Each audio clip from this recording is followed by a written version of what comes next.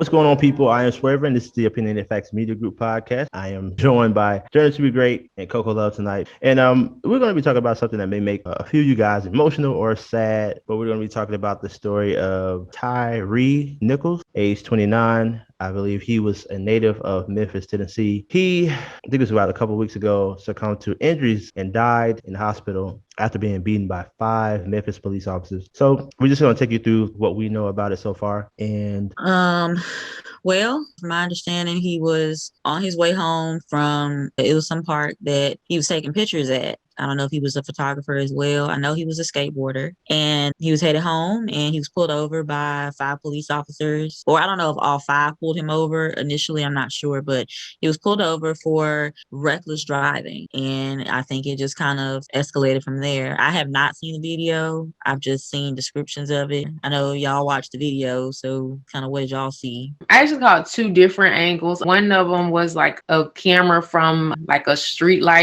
cam, and the other one was body cam. The one from the street camera, it looks like he was being kicked in his face, hit with a baton. And from the body cam, I saw where he got up and ran, and they chased him for a little while. They were out of breath.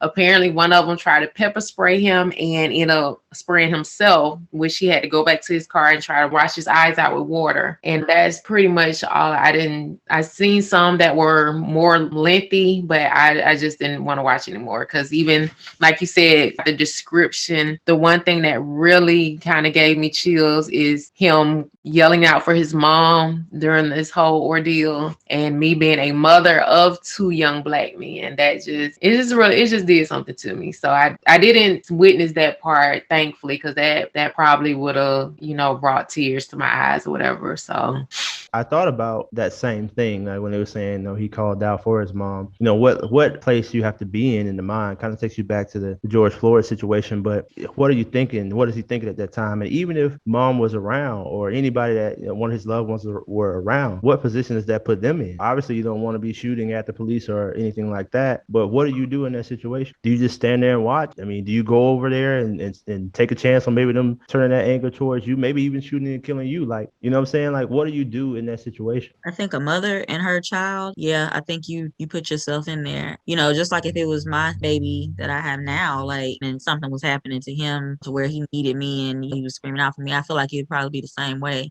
I think from what I've read, though, he was also not far from his home, I believe, yeah, which makes it even more difficult when you really think about it. Like, I think a lot of times when I see stuff like this, I put myself in people's shoes, and I think that's why I have such a hard time with it, just kind of imagining what it was like. And I don't know if his mom is living, and God bless her for everything that she's going through, but being at home waiting on my son to come home, you worry about your children, and when they're out and about late coming home, or he should be here by now, and then to think about that's what's going on down the street, it's just got to be unreal. I don't know if we mentioned it already or not, but these officers are black, and if I'm being completely honest, I think that makes me even more angry in this particular situation than with the George Floyd situation. Obviously, they're both awful. Neither one should have happened. You feel like, okay, if we have some more black police officers to be in law enforcement and to stand up for what is right when it comes to the mistreatment of black people, then maybe we'll be all right. Maybe we'll see some change when it comes to these situations. And I'll be damned if they're not at the forefront kind of leading the charge here against their own people. I'm not saying that you should turn a blind eye as a black police officer to any wrongdoing by a black person. By no means am I saying that. 100% do your job. This was not doing your job. This was being bullies, because the description of what I'm reading in the timeline of the attack, because that's what this was, none of this was called for. A lot of this pepper spraying, the baton being pulled out, the punching to the face while the man is already handcuffed so much to the point where he dropped to his knees, none of that was needed at all. The kick to the face, it angers me, and I'm just like, I want them to be punished to the fullest extent, like, I mean, under the jail. you got to ask yourself a question. I know how it feels when you feel like you're being challenged by another man. And then sometimes you don't care if they got a badge on or if they don't have a badge on. And I know how that feels because as a man, you don't like to be challenged by another man regardless of the situation. And sometimes not all the police, but some of the policemen, they were probably bullied growing up and they feel like now that they got a badge, they can get back at the world. And then they end up becoming bullies. But what we have to know as men of all ages really is that you don't have to always be macho with people or flex your muscles. Sometimes it's best to just sit back and let things go the way they're going to go because it can save your life. It doesn't mean that you're a punk, doesn't mean that you're weak, doesn't mean any of that. But in a lot of these situations where you just being a strong man.